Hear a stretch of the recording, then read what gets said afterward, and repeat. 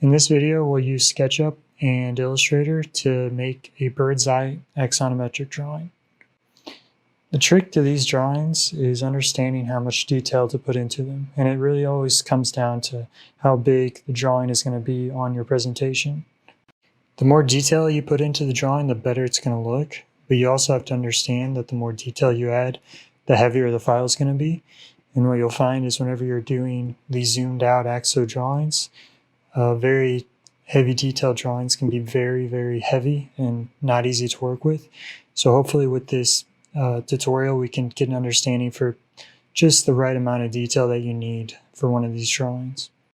So we'll start with a SketchUp model, and the second I open it, you'll notice exactly where my project is. This is because there's a strong contrast between the level of detail in my project and the level of the detail of the rest of the model. All the context is just very simple massing, while my project obviously is showing some of the facade, the roof elements, structure elements, some landscaping, paving. All of those things add up, and before you even get into the actual drawing itself, it starts to differentiate itself from all the other stuff in the drawing. So because we're going to be using Illustrator to make a vector drawing for this bird's eye axo, it's very important that our SketchUp model is layered properly. So you can see me thumbing through the layers here. I have everything from my light poles, stoplights, to trees, and even the curb on my road, all on their own separate layers. This is going to allow me to adjust the line weights how I'd like in Illustrator. You can see here that I have all my glass on one layer. This is because whenever I export as a PDF, SketchUp won't read the lines that are behind the transparent object, so we'll have to hide that in order to get the information that's behind there. You can see that all my buildings have no detail on the inside, and they're just the shells. This is because it's obviously a bird's eye view, so none of that information really matters. So we want to keep the model as clean and simple as possible. The first thing I'll do is set up my scene. So I'll put it in parallel projection mode and isometric view. And I'm just going to center my project in my screen. Then I'll create a view, and I'm going to turn off everything in the view settings except for the camera location. That way I don't have to worry about my styles flipping back and forth. So I'll go ahead and turn on the hidden line style. Then in my layers panel, I'll choose color by layer, go to my style settings, change the color of the edges to by material. And now you can see that we can export this to Illustrator. Before I export though, you notice I have my glass layer. I can turn that off so I can get the information that I want to get otherwise. And then for now, I'll go ahead and shut off my trees because I'll do a separate export just for those. And you'll notice that my profile lines aren't on, so I'll go to my view, edge styles, click profiles. So now we can pick up all the necessary lines we need. So I'll go ahead and export this as a 2D graphic, as a PDF. And in my options, I'm just going to make the height 11 inches because I'm kind of shooting for an 11 by 17 drawing size. Now I'll export my trees, and instead of just the lines, I'm going to turn back on my shaded style and do color by layer again. So now what I'm going to do is a separate export for my trees, and this is going to allow me to select all of the faces that make up my trees. This way I don't have to go back in Illustrator and actually fill in my trees. Once we get to that point, you'll understand why I did that. And finally, we'll do a shadows export. So we'll turn off all of our edges and then export this as a JPEG. And really what you'll see already is that our drawing is already looking pretty good. And really throughout the video, you can kind of pick and choose how much detail you want to go into, because I'll just kind of start layering on to this drawing. Now we can open up our files in Illustrator. And the first thing that I'll do, just like any other drawing, is I want to organize all of my lines and layers. So I'll pretty much duplicate all of the layers that I had in SketchUp and add them into Illustrator. Now I will go ahead and move all of the lines and all the lines to their respective layers by selecting them by their stroke color. And just like I do for all my other drawings, I have a hotkey for select the same stroke color to make this go a little bit quicker. So all I have to do is select a line, hit Control E, and then I can move those lines to their right layer. And I want you to understand that right now I have a ton of layers, which might not be necessary all the time. Like I said, I always like to be on the safe side and have as many layers as possible. But obviously that takes the whole organization thing a little bit longer to deal with. Once I get all my lines separated onto the right layers, I like to just go ahead and change their color to black and then lower the line weight to something a little bit more manageable. For this, I usually do like 0.25 for an 11 by 17.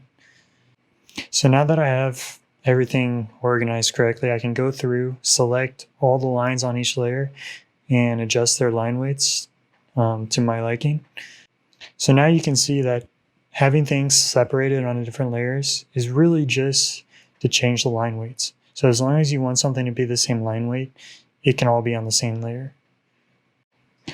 So now that I got my line weights adjusted, I'm going to go ahead and bring in my trees. So to do this, I'll open up that tree export I did. And what I did here was I selected the trees by fill color. So I have them isolated from the rest of the model. I'm just going to copy them and then paste them in place into my master file. So now all I have is the fill for the trees, and what I want is an outline with the fill. I want the outline to be 100% opaque, but I want the fill to be transparent. So you can see here, I'm separating the fill, I'm copying it, pasting it in place, making one an outline, and keeping the other a fill. For now, I just made it white and semi-transparent. The next thing I want to do is add a profile line to my buildings. This is important for any drawing that you do. When you're adding these profile lines, you need to be a little bit or kind of strategic when you do it, because you don't have to outline the entire thing. It doesn't have to be a complete continuous line. You really need to pick and choose like what is the important form of your building to highlight. For instance, here I have some structure that is kind of like an exterior structure element. So what I'm doing is only outlining what is like the formal mass of the building. That way my outlines don't become too confusing and like stray away from just highlighting the forms of the buildings. Now I want to add another outline to kind of the property because my project is on this land plot. So I'll just make a new layer and grab another thick line and just go highlight the entire edge of the land plot. Doing these outlines is typically the most tedious part of these drawings, but once you get the hang of drawing lines in Illustrator, they're very quick, and they're also one of the most important parts of the drawing, so it's really necessary to add them. Now I'm going to bring back in the glass that I turned off inside my SketchUp model. Now that I have the information behind those glass panels, I'll just draw them in Illustrator and make them transparent shapes. That way I have full control over how opaque they are.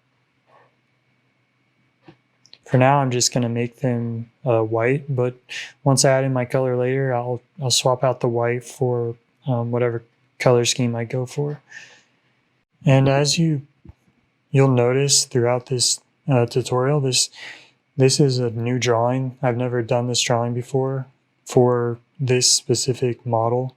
In fact, I made this model just for this tutorial.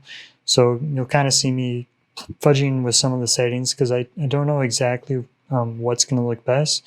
And this is like kind of the true process whenever you're making these drawings. Just kind of turning up and down opacities, adding thickness to line weights until you really feel like the drawing's starting to look the way you want it to. Now that my line weights are looking good, I'm going to I just go ahead and copy in my shadows JPEG, and I'll set it to multiply. I'll put it on the very top, and now I can adjust the opacity to how I like. And now you can see with all the line weights and the shadows, the drawing is looking pretty good. And You could even call it here if you wanted to, I guess, if you just wanted a black and white drawing. Obviously, this would probably need some good annotations and whatnot. But for this tutorial, we're going to go ahead and take it a little bit further with adding color. And for the purpose of this video, I kind of just randomly chose a color palette, but obviously you'd want the color that you add to be specific to your presentation. You want all your drawings to kind of be seamless in terms of the colors that you use. Really, for these types of drawings, it's best to keep it as simple as possible. So in the end, for this one, I actually end up just using 2 colors and then playing with the opacity of them to get the correct levels of darkness that I want. So in order to paint this drawing, what we need to do is set up, I like to set up a new live paint layer because we're going to be using the live paint tool in Illustrator. And what you'll find is whenever you use the live paint tool, it kind of groups everything together and mashes it up. So for me, I like to copy all of my lines and paste them onto one single layer. And here you can see I'm just going to call that layer live paint. And once I paste all the lines onto this layer, while I'm painting, I like to just shut off every other layer so I don't have any overlapping lines. And now really this becomes a coloring book of sorts. So to turn on live paint, you select all your lines, choose the live paint bucket tool on your toolbar, and then you'll just hold down Alt for your eyedropper tool and pick a color and go ahead and click anywhere on your drawing. And this is just going to be kind of Illustrator processing the lines to make it work with live paint. Depending on the size of your drawing, this can take long. If it's small, it'll go really quick. But once it processes, it's usually pretty responsive, even with a pretty detailed model like this. So you'll see now, once I use my live paint bucket tool, as I hover over my drawing, it'll show me where I can fill in with color. And really all that matters is that you have a clean model so that it reads it as a closed geometry. And live paint will actually correct itself just a little bit. I think you can even adjust the tolerance. But now you can see I'm just running through and really just treating this like a coloring book. What I'm going to do is just add colors to my roof, my walls, some of the paths, the grass. I'm just picking out kind of the primary elements that I want to highlight in the drawing so that I can add as few colors as possible. Something else to note, at least what I found when I'm doing a live paint drawing, is that whenever I start live painting, I really only want to have to live paint once or twice. I don't want to have to be constantly going back into my live paint group and adding more colors. So you'll see for this drawing, I'm actually live painting everything in one sweep. That way I don't have to come back in and add something that I forgot later. When you're painting, you shouldn't worry about what it's actually looking like the actual colors. It's good. You just want to have everything that you want to be the same color or the same texture, the same color. It can be any color, it doesn't matter. You can always come back later and change it. So essentially the colors I'm applying right now are just placeholders. And I can already tell as I'm doing this that I'm not going to want to use all of these different shades of blue. So I'll end up changing that out later. Just like everything else in Illustrator, it's really easy to get bogged down whenever you're doing a live paint like this, because you can literally paint everything. You can zoom in on the tiniest details and paint them, but in reality, it won't make too much of a difference. So in order to be efficient, you really need to pick and choose the primary elements of your drawing and only highlight those. So now that I have all of my colors applied, I'm going to separate all the colors so that I have more control over them. So I have 6 colors, so I'm going to make 6 layers. And for now, I'm just calling them blue 1, 2, 3, 4, 5, and 6. So now to separate the colors, what you'll do is select the live paint group. You go to Object, Live Paint, click Expand. And then once you do that, you click on the live paint group again, right click it, ungroup it once, and then ungroup it again. For some reason, you have to do this twice. And now everything should be open. So you can select each individual color and you select same fill color and then drag it on to its own layer. And you can just repeat this for all the colors that you added so that you can have them nice and organized in your layers panel.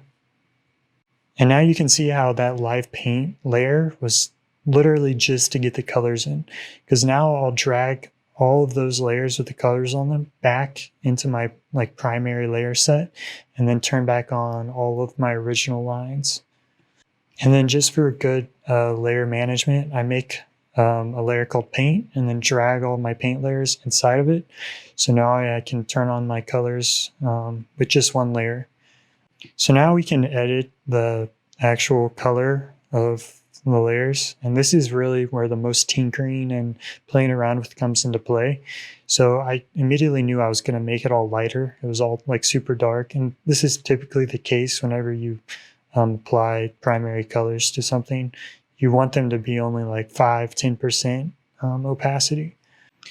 But this is where I realized I just wanted to make all of my colors the same blue and just change the levels of opacity to create the differentiation rather than having actual true different colors of blue.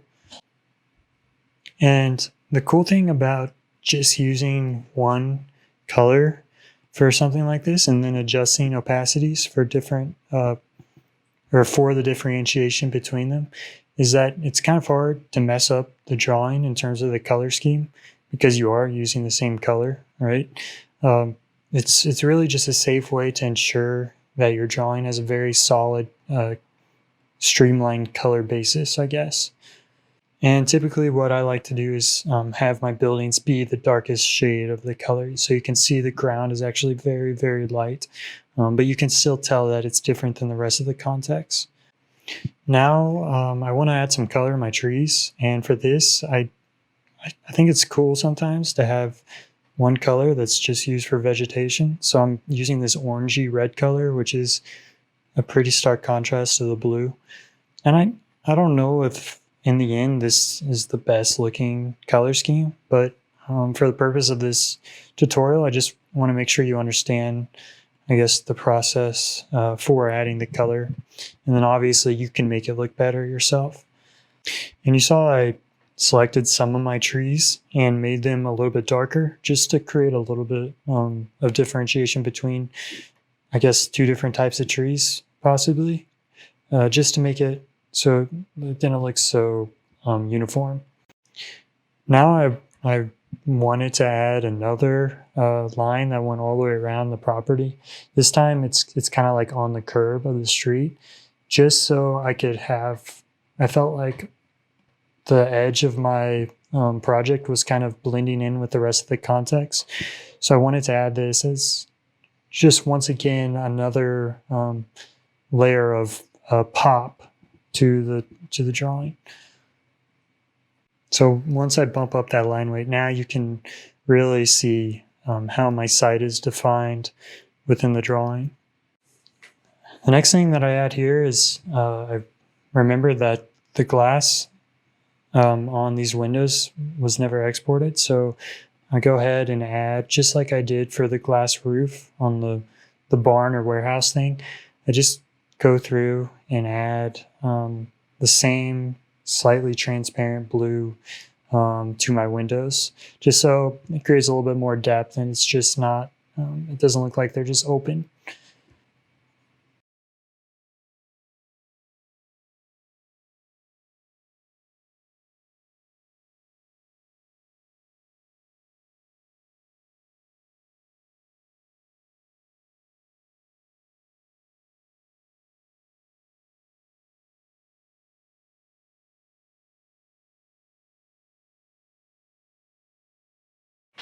Here I'm adding some more vegetation.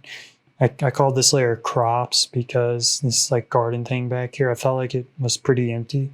So I just wanted to populate it really quick with a simple vector plant that I have, just to like make it feel like there's stuff growing back here. And I'll use the same plant and just stretch it a little bit just to get a little bit of variation back here. And you can see just with copy and pasting, it's very quick, easy, and it adds a lot to the drawing. And like I said before, you really need to pick and choose how much detail you go into, because this could be a completed drawing for someone. But at the same time, we can go into even more detail. Because I have all of this stuff live painted and separated on its own layers, I can easily add patterns and textures to these fills. So you can see my grass layer, I want to add a little bit of a texture to it. So I copy and paste the grass fill to a new layer. And then inside my swatches panel, if I go to basic graphic textures, you can see I can start to play around here with some of the different default options inside Illustrator. You have everything from like little polka dots to horizontal, vertical hatches. I like to use this like sprinkled pattern for grass. I think it's kind of cool. And you'll notice that it's a little bit big to start out with. So what we can do is select all of it because it's on its own layer now. And if I do right click, transform, scale, all you have to do is deselect transform objects. And now you can scale down the size, and it'll only change the size of the pattern. And you can see where having all of your colors separated comes in handy now, because you can quickly select things without having to worry about other colors and layers. So you can see I use the same process to add a little bit of texture to my building facade. Let's imagine this was like wood or something.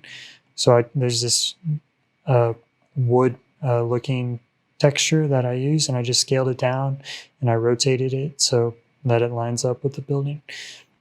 And I thought it kind of looked goofy, darker, so I lined it up. And I know I'm kind of skipping around here, but now I realize I need to fill up some plants because I have some more planter beds that are empty right now. So I'm just using the same vegetation that I use for my garden. I'm just filling these in really quick just to give the drawing a little bit more life. And there are a few errors, like where some of my live paint fills kind of bled through and filled in things that I didn't want to, but I just decided to leave them like that, not to really fix them, because in the end, sometimes you can't even tell. But if this was like for my final drawing, I would have been a little bit more careful. You can see like sometimes the fill from some of my trees is taking over like the bed that they're planted in. But like that's just like a very small detail that really only the person doing the drawing notices. But like I said before, if you were going to print this on 11x17, then obviously something like that would be almost impossible to notice. But if you're going to be plotting this on like 24x36, that's when you need to start cleaning those things up, because they're going to be much more noticeable. And that's about it for this drawing.